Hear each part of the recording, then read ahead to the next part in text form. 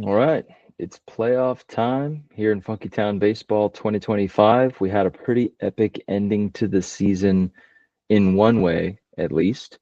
The playoff chase was intense. I know I had a lot of messages out that last day to talk about where things were and how the different horses kind of were aligning in the race for Otani.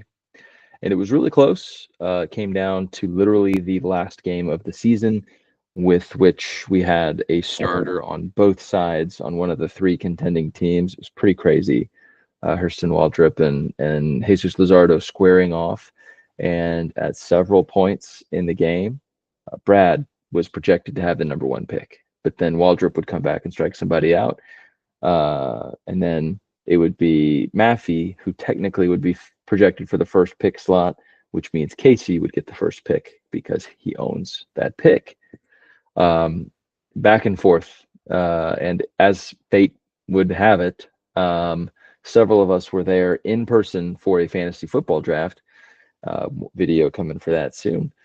And we all got to sit and watch probably a good like 30 to 45 minutes of that at the beginning. It was pretty tense. But now we know the exact order of the top six picks, anyways. And that would be Maffey is number one because Maffey traded, just to give everyone a better idea, I guess, of what that trade looked like, because I'm sure most people don't keep this in mind, right?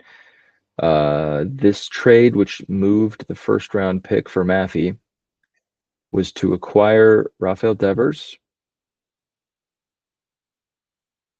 and Andy Pajes and Kerry Carpenter. That's what Maffey gave up a first, Mason Wynn, and Nico Horner for. So Maffey with the first pick in the draft, he is relaying that first overall pick to Casey. And Casey is very happy he made the move to part with Devers to get Otani here. So Casey is going to take Otani number one, but it's Maffey who's in the first draft slot. The second draft slot, let's actually just go back. Let's just look at the standings. The matchups don't even matter at this point. So Brad, half a game back. And just to be clear, Maffey had the tiebreaker. Maffey beat him head to head a little bit worse than Brad beat him on their two matchups. So in a tie, Maffey would have still had the first pick. But when you see a half a game, that's tough. You miss Otani by one game. And so, like I said, there were points at which that final game of the season where Brad was projected to win 12-4 over Casey, which would have vaulted him half a game over Maffey, which would have meant Brad would have capped off a pretty miraculous 2 to 3 week run to catch up and get into the sweepstakes. And Casey's got to feel pretty disappointed about falling all the way to ninth, which means he is the third draft slot. It doesn't sound like a big difference. Obviously, Otani is still his, so he's going to celebrate. This is a big win, but it hurts to have two of your competitors for the next year picking ahead of you every single round when you kind of had it right there in front of you. If you had just lost 6-10 instead of 5-11, he would have had number one and number two, and that would have felt a lot better. But he can't complain. He didn't want to make the playoffs. He executed that strategy. Something that Bo could not do, as Bo ends up finishing sixth and barely missed out on fifth, almost caught JW for fifth. So anyway, I don't think there was really no drama with the French Corey Jeremiah matchups. So let's just look at our playoff field. In fact, it's 9:49 on Monday night. We are in the middle of some matchups. So let's take a look. One of the first matchups is the 3 seed Frank against the 6 seed Bo. The 6 seed that, as Bo rightly pointed out, we as a league projected number 12 in the power rankings at the beginning of this year. Makes us all look a little bit foolish. Obviously, individual votes so long ago. I don't even know if anyone remembers, but it was certainly not accurate to say that this team was 12th, because here he is in 6th. He basically just beat me 2 weeks ago until he called off the dogs to try to recoup some losses and go back down in the standings. I'm just looking at these numbers for the very first time, and that's pretty nice. 13 RBIs in one day for Frank. That's a hell of a start. Neither of them really have any pitching, so that's obviously still very much up in the air. But Frank off to a really hot start hitting. Bo's not off to a bad start, just the counting numbers just aren't there for some reason. 2 steals is great. And Alex and JW, the 4 is Alex, the 5 is JW. Keep in mind the higher seed advances in the event that there is a tie. So Alex and Frank would both advance over their opponents if they were to finish in a tie this round. They actually just played each other last week, and Alex won 10-6. Alex's offense is scorching hot to start. That's crazy. Hitting 391, slugging 696, and 7 walks. Wow, what a start for the offense. However, pitching gave up some runs. It's just 11.2 innings, 306 batting average, just 5.40 ERA. That's not what anybody wants to see, but at least the Ks have been strong. So Alex with an 8-7-1 lead, but presumably JW hasn't thrown anybody to start because he has a save and 2 holds already, which that's awesome for JW. So it's playoff baseball, man. I don't have a whole lot to really talk through other than I'm the 2 seed. I am probably awaiting, in theory, Frank, right? If Bo wins, Bo will automatically go to Nate because he is the lowest seed.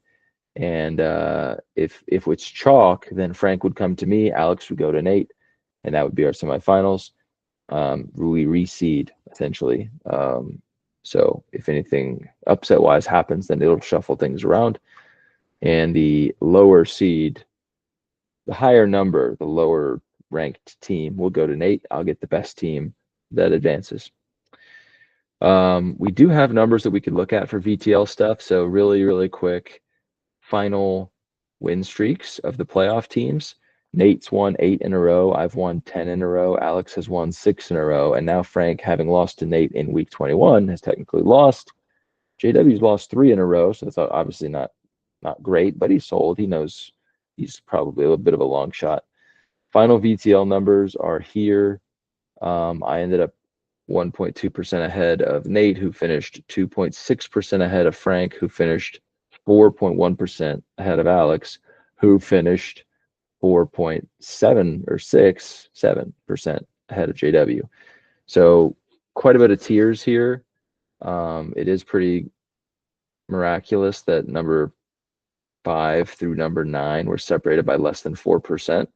It was a really competitive season. I know at the end it got a little bit gray because people started to tank on purpose, and for Ohtani at least, right? Still, it was a highly competitive season. Even these numbers at the top, 61, 59, 57, that is not indicative of what we have seen the last 3 years, if memory serves. I believe we're seeing this season was about as competitive of a season as we've ever had. There's going to always be favorites, but it felt like a lot of people were in contention for a large part of the season. I think the most interesting thing we can look at here are the splits. So here are the T1. Oh, I guess this is just kind of jacked up. So you can look and see what the original, here is your total VTL, batting VTL, pitching VTL from weeks 1 through 7, right? No one was at 60% total VTL for those first 7 weeks. Once you move into the next 7 weeks, I had crept up 4% or so. I guess here's your total percent change, right? Bo started to really come on. JW started to really come on. Nate actually got quite a bit worse. I had gained. But still, these numbers, there's only one team above 60. There's only one team above 56%. So this was just the ultimate competitive time. Everyone was pretty much right there with everyone else. And then you look at these after post-trade deadline, like naturally, you have myself at basically 65%, Nate at 65.7, Frank at 62.8, and Alex at 59.05. The 4 teams who are 1 through 4 rose to the top, and that's because of moves. Not surprising. No, not breaking any news here, but we did end up seeing some teams really vault to the top after the deadline. However, when you look at 65 and 65 being the 2 worst case outcomes, like super team wise, not that bad.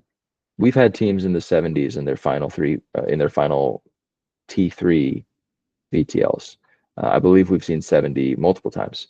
So even though Nate and I were a little bit up there, Frank was right behind, Alex was right behind him. Feels like we're going to have a really competitive semifinals if it does go chalk. If it doesn't go chalk, then that means that one of these good teams got beat, and that team's going to be good. So I'm excited to see how it all goes.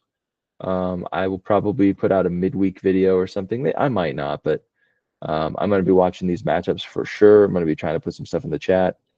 And yeah, we're almost to the end of the season already. It's crazy. So I guess I didn't hit the final 3 draft spots, but it's going to be Maffey, Brad, Casey, French, Corey, Jeremiah. That's your 1 through 6. And then we're going to pick up 7, 8 with the losers of the wild card round. Lower seeded team goes first. So Bo would be lined up to take the 7th draft slot if he loses. And then we'll go from there. But I'm not counting Bo out. Bo has been really pretty dang good lately. So we will see. Tough matchups, I think, all around. And yeah, I think that's it. I guess the last little note was that Brad had so Hurston Waldrop and Jesus Luzardo were facing in that final matchup at 6 p.m. on Sunday. And Waldrop, oh yeah, one thing I did want to show. I just thought it was kind of insane. So I looked to see Casey's pitching, right? And I looked at Waldrop, and K's were one of the things that they were really battling over. And I guess I should have looked and see who actually ended up winning that. Okay. Yeah. So Casey won that one. He won it by running away a little bit at the end. But I looked specifically at Casey's team, Hurston Waldrop. I don't know much about him. I know he's young. He was thought to be pretty good arm and everything.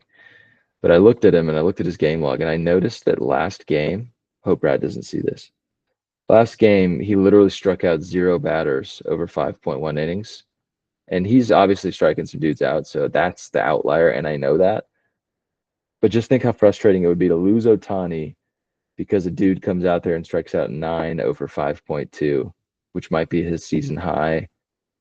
If he had only struck out 6, like the K per 9 might not have flipped. If it was 4, definitely wouldn't have flipped. But if it, he just struck out literally nobody the last time out, and this time he happens to just strike out everyone he faces. Got to be a little frustrating. I just noticed that after the fact and thought, oh, that's crazy.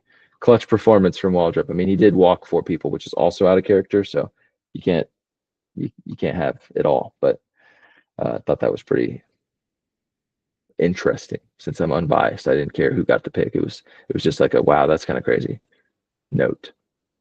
So anyways, I will put videos out kind of each round of the playoffs. This won't be the last video we do for the season. So I guess we'll just do the next one when we do the next one.